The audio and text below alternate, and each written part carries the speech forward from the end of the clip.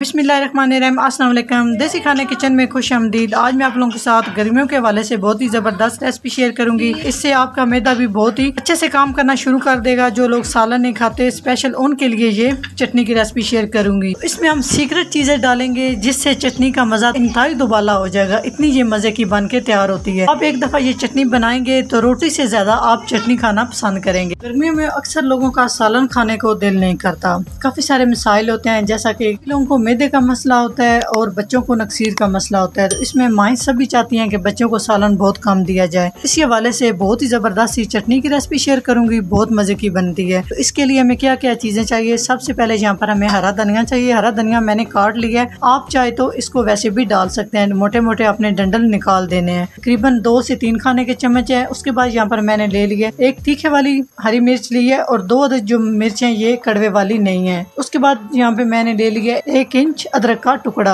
2 अदद टमाटर ले लिए हैं, 4 से 5 अदद लहसुन के जवे ले लिए हैं और फ्रेश पुदीना ले लिया तकरीबन 2 खाने के चम्मच। उसके बाद यहाँ पर मैंने ले लिया 1 खाने का चम्मच अनारदाना पाउडर। अगर अनारदाना पाउडर नहीं है तो आप इसकी जगह पे दूसरा अनारदाना भी शामिल कर सकते हैं। तो इतनी कम चीजों से हम जबरदस्त सी चटनी बनाएंगे। तो चले चटनी बनाना स्टार्ट करते हैं। चटनी को आप चाहे तो जूस वाले जग में भी बना सकते हैं, लेकिन यहाँ पर मैं लगरी का यूज करूंगी। इसमें बड़ी टेस्टी बनती है, इसका भी टेस्ट होता है, बहुत मजे की बनती है। तो सबसे पहले हम इसमें डाल देंगे हरा धनिया और हरा पुदीना, और साथ ही हम इसमें डाल देंगे लहसुन के जवे, साथ ही हम इसमें डाल देंगे अदरक का टुकड़ा। इन चीजों को हमने पहले अच्छे से कूट लेना है। इन तीनों चारों चीजों को अच्छे से मैंने कूट लिया, आप देख सकते हैं। तो इसमें हम डाल देंगे बारीक बारीक इस तरह से मिर्च काट ली। इस तरह से आसानी से आप ना इसको कूट सकते हैं। तो ये डालेंगे और इसको भी हमने अच्छे से कूट लेना है। तो साथ ही हम इसमें डाल देंगे अनारदाना पाउडर। तो अच्छे से इन सारी चीज़ों को कूट लिया है। तो यहाँ पे अब बारी आती है टमाटर की। टमाटर को इस तरह से ना आपने काट लेना है, इस तरह इजीली आप इसको ना कूट लेंगे। तो नमक वगैरह आप देख सकते हैं मैंने इसमें शामिल नहीं किया, वो मैं आपको बताऊंगी कि आपने किस टाइम पे नमक डालना है।